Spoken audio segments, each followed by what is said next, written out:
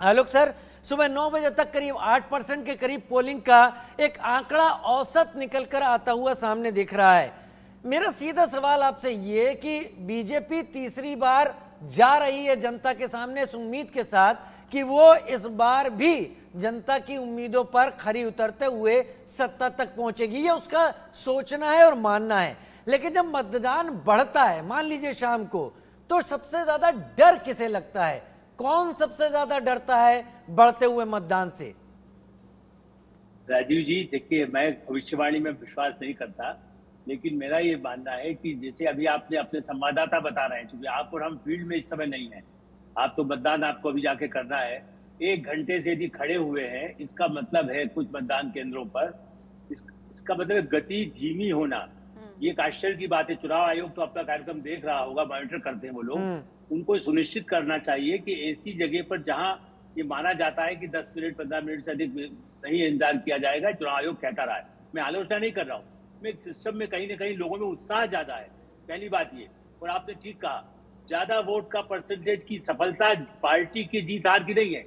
लोकतंत्र की सबसे बड़ी विजय होगी जम्मू कश्मीर में 70% वोट हुआ जी। यहाँ भी कभी लाठी गोली चलती थी। हरियाणा से आप हैं तो आपको तो याद होगा फरीदाबाद और जहां ऐसे रोहतक इलाके में कैसे लाठियां बरसती थी। मैंने देखा है बंसीलाल जी के समय में, मैं 72 से बने उस तरह से उस इलाके में घूमता रहा हूँ, इसलिए कह सकता हूँ। आपका इलाका फरीदाबाद, आज सूरज कुंड और जो बना है, ये बतकल जब बना है तो उसके उद्घाटन के समय में मैं वहां रहा हूँ, इसलिए कह सकता हूं कि ये जो विकास की गति है ये अपेक्षा बड़ी है।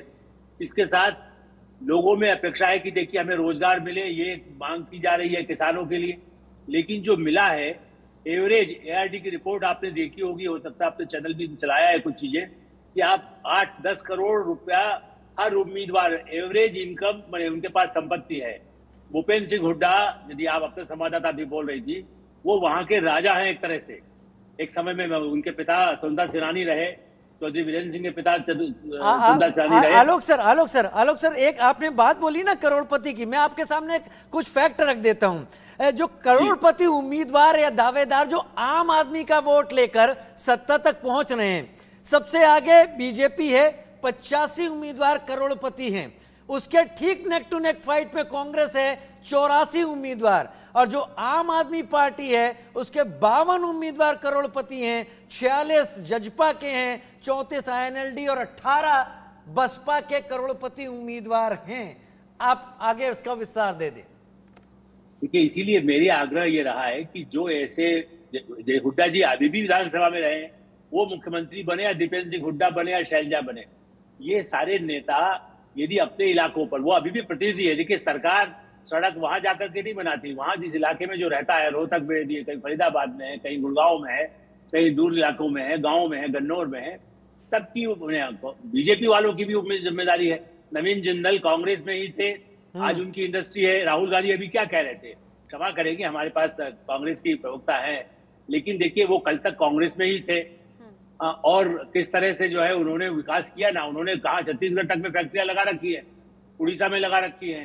तो ऐसी स्थिति में आत्मनिर्भर बनाने की कोशिश हर पार्टी के उम्मीदवार या नेता नहीं करेंगे, ये दुर्भाग्य है। मैंने इसीलिए कहा कि सड़कें बनी हैं। बंसीलाल, आज उनकी बेटी क्यों चली गई बीजेपी में, बंसीलाल ने किया था। वो कोई कांग्रेस का तो इंदिरा गांधी के सबसे दाएं हाथ थे। मैं इसलिए कह रहा हूं, मैं बंसीलाल जी से मिला हूं, भजन लाल से मिला हूं और सारे जो नेता हैं, इसलिए मैं कह सकता हूं कि मनोहर लाल जी ने, एक कमी हो सकती है कि उन्होंने भ्रष्टाचार को नहीं पनपने दिया, इसलिए लोग उनसे नाराज है। क्योंकि लोग कहते हैं हमारा काम, हमें तो पैसा वसूल करते हैं हम, तो वसूली उन्होंने नहीं कराई विधायकों से। ये वो आरएसएस के आदमी तो है, मनोहर लाल जी को परिवार है। पर सर, मनोहर लाल जी को हटाना वो जनता की सोच को क्या दिग्भ्रमित नहीं कर गया? अगर मनोहर लाल जी इतने अच्छे थे तो पार्टी का ये फैसला जनता को कंफ्यूज कर गया फिर? राजीव जी, आप फरीदाबाद में ही संवाददाता बने रहना चाहते क्या? कोई आदमी नेशनल लीडरशिप में यदि उनको लाना था, मैं गांव में ही रह सकता था, उज्जैन के किसी गांव में पैदा हुआ जहां पर सड़क और पानी कुछ नहीं था। इसलिए मेरा ये कहना है कि कुछ दूर का सोचा, दिल्ली भेजना था, इसीलिए मनोहर लाल को हटाकर नायब सिंह सैनी को जिम्मेदारी दी गई। बीजेपी में ये बदलाव हुए और कांग्रेस जो अंदर खाने की जो लड़ाई अभी चल रही है, कुमारी शैलजा जिस तरीके से पिछले दिनों चर्चा में रही, तो उसको लेकर मैं प्रियंका जी से भी रिएक्शन लेना चाहूंगी।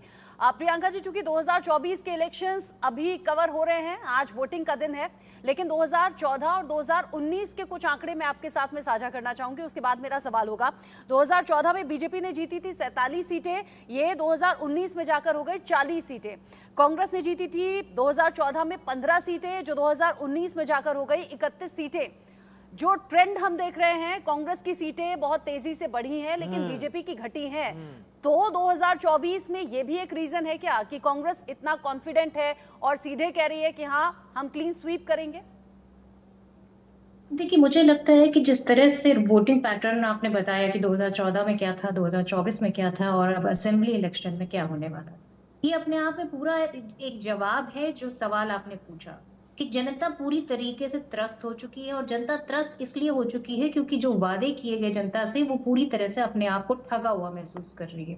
और सबसे बड़ी चीज, जिस तरह से बेरोजगारी युवाओं को पूरा भविष्य तबाह कर रही है, और हरियाणा जैसे मतलब स्टेट में जहां पर किसान सबसे ज्यादा है और सबसे जो है मेहनती किसान है, तो मुझे लगता है कि उसके साथ जिस तरह का व्यवहार भारतीय जनता पार्टी ने किया, वो अपने आप में पूरी तरीके से ये साबित करता है कि भारतीय जनता पार्टी किसके साथ खड़ी, किसानों के साथ खड़ी है या जो है बिजनेसमैन के साथ बड़े खड़ी हुई है। ये अपने आप में एक सवाल का जवाब है पूरी तरीके से। और जनता इन सारी चीजों को देख रही है, ना सिर्फ हरियाणा का किसान बल्कि पूरे देश का किसान इस चीज को महसूस कर रहा है कि किस तरह से भारतीय जनता पार्टी ने किसानों के लिए जिस तरह की व्यवस्थाएं बनाई, जो 3 काले कानून लेकर आई फिर वापस किया। कांग्रेस ने राजनीतिक तौर पर किसानों और पहलवानों का मुद्दा भुनाया है या फिर असल में साथ में है कांग्रेस? देखिए, मुझे लगता है कि इस बार जनता इलेक्शन लड़ रही है। कांग्रेस पार्टी एक माध्यम है जिस माध्यम के थ्रू जनता अपना गुस्सा दिखाने वाली है। जनता ये बताने वाली है किस तरह से भारतीय जनता पार्टी को उन्होंने बहुमत के साथ जिताने के बावजूद भी अपने आप को उन्होंने किसी तरीके से किसी स्टैंड पर नहीं रखा।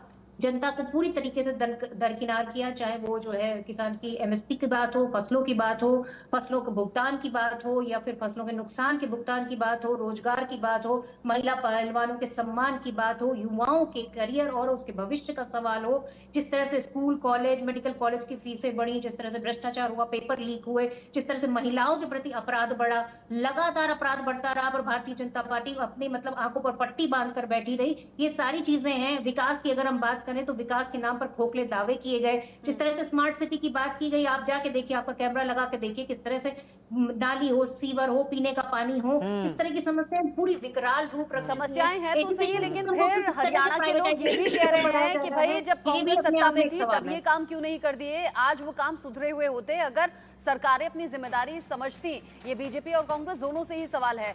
प्रियंका जी, आलोक सर, दोनों का आपका बहुत शुक्रिया हमारे साथ में जुड़ने के लिए, क्योंकि अब सुबह 9:45 का वक्त हो गया है और सुबह 9 बजे तक के आंकड़े भी सामने आ गए हैं वोटिंग परसेंटेज के। राजीव जी हाँ, 9 बजे तक के आंकड़े सामने आ गए हैं वोटिंग परसेंटेज के। बड़ी खबर के साथ हम आपके सामने इस वक्त आ रहे हैं। 90 सीट, 90 रिपोर्टर, बड़ी कवरेज और बड़ी खबर। सुबह 9 बजे तक 9.53% मतदान हो चुका है। फरीदाबाद में 8.82% वोटिंग हुई है। कुरुक्षेत्र में 11.57% लोगों ने मतदान अब तक कर लिया है। महेंद्रगढ़ में 11.54% तक मतदान अभी तक हुआ है। मेवात में 9 बजे तक 10.64% मतदान हुआ। यानी एक बात मानी जाए रचना, फरीदाबाद सबसे ज्यादा पिछड़ रहा है यहाँ पर। मुझे लगता है आप पहुंचेंगे तो आगे बढ़ेगा शायद वोटिंग जोर लगाना पड़ेगा और मुझे फिर जल्दी अपने को वोटिंग केंद्र तक ले जाना पड़ेगा, लेकिन फरीदाबाद पिछड़ता दिख रहा है और कुरुक्षेत्र सबसे आगे 11.57%। कुरुक्षेत्र में लोगों ने बढ़ चढ़कर वोटिंग में हिस्सा लिया है। महेंद्रगढ़ में 11.54% लोगों ने वोट डाला है। मेवात में 9 बजे तक 10.64% लोगों ने मतदान किया है, लेकिन कुछ हिस्से ऐसे भी हैं जहां पर पंचकुला जैसे 4.08% मतदान, जो कि बेहद कम है। यहाँ लोगों को घरों से निकलने की जरूरत है, क्योंकि राजीव, हरियाणा ज्यादातर मैक्सिमम एरिया ऐसा जहां पर लोग जल्दी उठते हैं, जल्दी काम में लग जाते हैं। ऐसे में इनके लिए ये भी नहीं कह सकते कि पहले आप जलपान छोड़िए, पहले मतदान कीजिए, क्योंकि वहां तो सुबह सुबह जलपान हो जाता है, लेकिन बावजूद इसके अगर वोटिंग परसेंटेज इतना कम है तो वो बात हो सकती है जिसका आलोक सर अभी इशारा कर रहे थे कि शायद इंतजामों में कुछ कमी हो या फिर स्लो हो स्पीड, जिसकी वजह से वोटिंग परसेंटेज बहुत कम अभी तक दर्ज किया गया है। कुछ हिस्सों में फरीदाबाद में 8.82% और पंचकुला में करीब 4%। आप एकदम सही बात कह रही हैं। जो फरीदाबाद छोड़िए या पूरा हरियाणा ले लीजिए, हरियाणा और उत्तर प्रदेश का लगा हुआ इलाका, जैसे मुजफ्फरनगर की हम बात कर लेते हैं यहाँ पर लोग सुबह सवेरे उठते हैं और इनका काम एकदम सुबह सवेरे शुरू हो जाता है, तो इस बात से इनकार किया जा सकता है कि लोग निकले नहीं होंगे।